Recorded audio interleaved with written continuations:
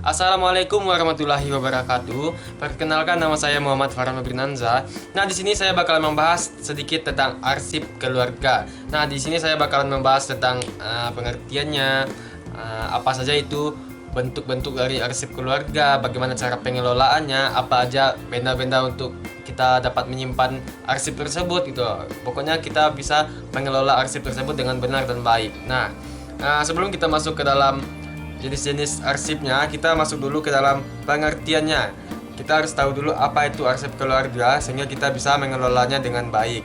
Nah, jadi arsip keluarga itu merupakan data vital bagi anggota keluarga untuk berbagai kepentingan seperti urusan kantor, urusan sekolah, finansial, asuransi, dan aktivitas sosial lainnya. Nah, hal ini pasti perlu banget untuk kita kelola untuk penyimpanan yang lebih lanjut lagi dari tahun ke tahun. Itu yang disebut dengan arsip. Nah, jadi kita harus kelola ya teman-teman ya. Nah, jadi pengelolaan arsip ini bisa kita lakukan secara mandiri sebagai bentuk upaya menghidupkan fungsi keluarga dan memberikan nilai-nilai universal terhadap keluarga.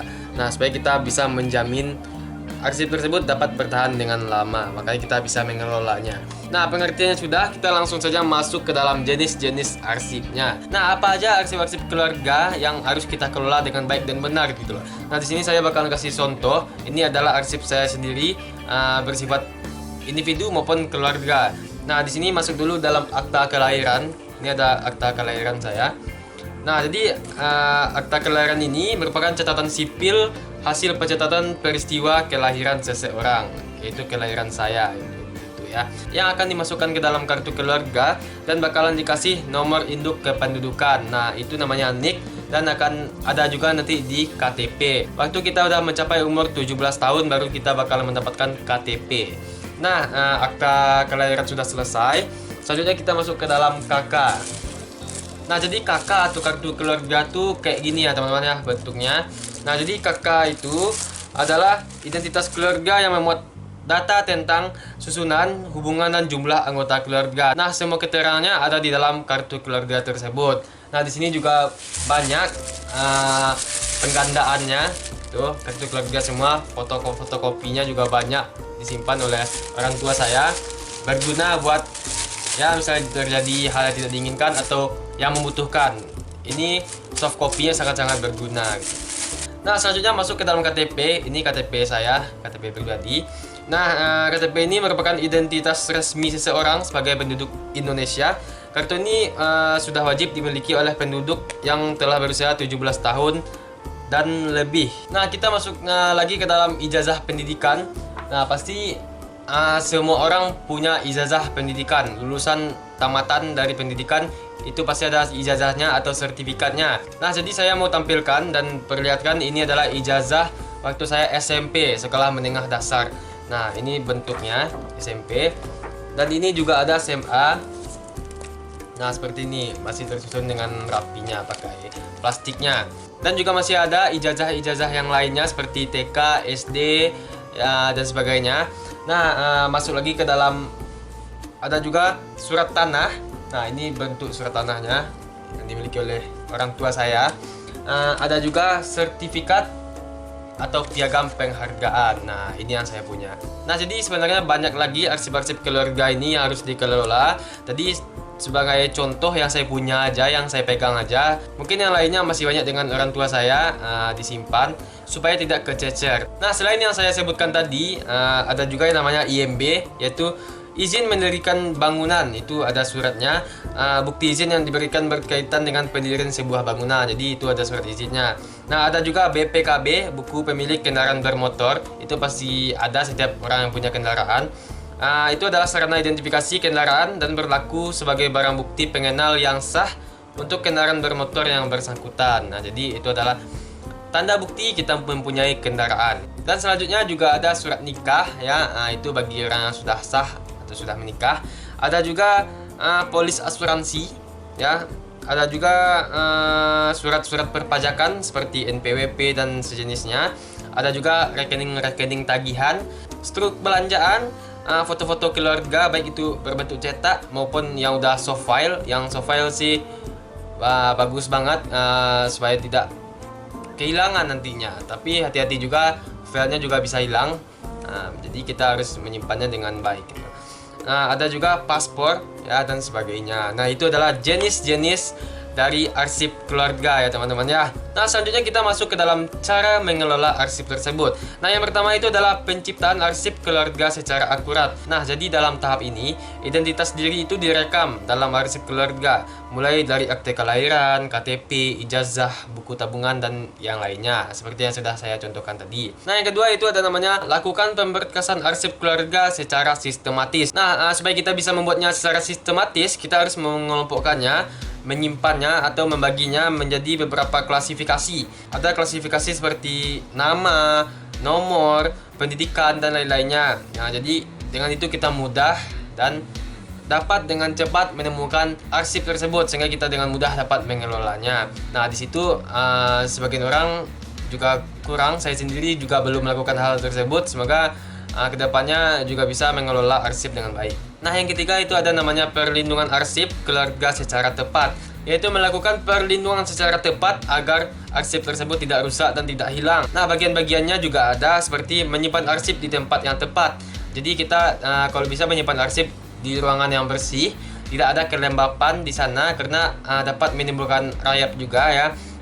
Takutnya arsipnya menjadi rusak dan tidak bisa dipakai lagi. Yang kedua ada namanya melakukan restorasi dan fumigasi. Nah, jadi hal ini dapat kita konsultasikan kepada lembaga kearsipan terdekat untuk perawatan arsip dan permasalahan arsip keluarga lainnya. Bisa kita konsultasikan ke sana. Nah, yang ketiga itu yang paling sering dan dilakukan secara mandiri juga nih, buat kita dapat menyimpan arsip keluarga dengan baik gitu loh.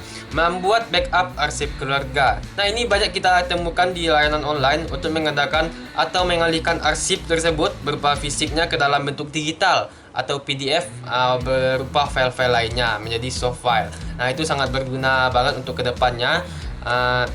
Mana tahu arsip kita bakalan hilang atau tidak ketemu atau kemana-mana, kita mempunyai soft filenya, bisa kita scan kembali atau kita keluarkan kembali. Nah, untuk perlindungan arsip dan cara mengelolanya sudah, kita masuk ke dalam sarana dan prasarana yang digunakan untuk mengelola arsip keluarga. Nah, ini ada namanya dokumen keeper. Nah, jadi dokumen keeper ini seperti map folder gitu. Di dalamnya dilengkapi dengan kantong-kantong plastik berukuran folio untuk menyimpan arsip. Nah, alat simpan ini digunakan untuk menyimpan arsip ijazah, sertifikat atau piagam, akta-akta, polis asuransi dan sejenisnya dengan ukuran maksimal folio atau F4 atau F4. Nah, jadi itu gunanya dokumen keeper. Nah, yang kedua ada namanya album foto. Jadi album foto ini berupa album, sebagian besar digunakan untuk menyimpan arsip foto yang didokumentasikan berupa peristiwa istimewa keluarga. Nah, misalnya pernikahan atau kelahiran anak-anaknya. Itu berupa arsip juga ya teman-teman ya, untuk kita ingat kembali gitu loh. Nah, yang ketiga ada namanya CD box atau CD bag, digunakan untuk menyimpan arsip-arsip yang terekam dalam media optical disc. Nah, supaya kita lebih memudah pencariannya, kita dapat menggunakan label pada keping CD tersebut. Nah, CD tersebut dapat diurutkan berdasarkan abjad, subjek atau peristiwa, kronologi atau tahun. Dan kalau bisa kita dapat membersihkan kepingan CD tersebut minimal seminggu sekali supaya tidak mudah berdebu, supaya tidak dapat mengganggu isi informasi dalam CD tersebut. Nah, yang keempat itu ada namanya handling folder bag. Nah, ini digunakan sebagai penyimpan arsip atau struk belanja, tagihan rekening dan sejenisnya. Ukurannya bermacam-macam dan memiliki warna yang cukup variatif. Nah, selanjutnya yaitu ada namanya label. Jadi label ini digunakan pada tiap-tiap sarana simpanan untuk mengetahui arsip apa saja yang kita simpan dalam media tertentu. Tidak hanya pada sarana optical disc. Nah, sebagai yang terakhir, sebagai penutup pula ya teman-teman ya, ada namanya kelompok atau kategori arsip. Nah, di sini kita dapat mengelompokkan arsip dengan didasarkan pada nama anggota keluarga, keanggotaan dalam keluarga ayah seperti ayah, ibu, anak, kakek, nenek, atau dapat pula per subjek. Jadi kita lebih gampang, itu dapat dilakukan secara mandiri juga, sederhana dan mudah. Bisa kita lakukan di rumah tanpa ada bantuan gitu loh. Paling bantu di keluarga saja untuk menyusun dan mengelolanya. Nah, untuk penyimpanannya kita dapat melakukan penyimpanannya sesuai keinginan kita. Tetapi kalau dapat kita usahakan tempatnya dengan baik, berupa berangkas atau alat-alat sarana dan prasarana lainnya yang tadi seperti yang saya sebutkan. Dan untuk saya sendiri berserta keluarga, kita menyimpan arsipnya di sebuah map besar. Nah, ini seperti ini. Nah, nanti ini bakalan disusun lagi ke dalam sebuah tas. Jadi semuanya aman dan terkendali. Nah, sekian teman-teman penjelasan saya tentang arsip keluarga, tutorialnya, cara pengelolaan dan penyimpanan arsip keluarga dengan baik. Semoga membantu dan jelas ya teman-teman ya. Ya, dengan penutup tadi saya sendiri juga sudah selesai menyampaikan semuanya. Semoga jelas. Saya pamit. Terima kasih sudah menyaksikan video ini. Saya Muhammad Farhan Bernanza. Pamit. Assalamualaikum warahmatullahi wabarakatuh.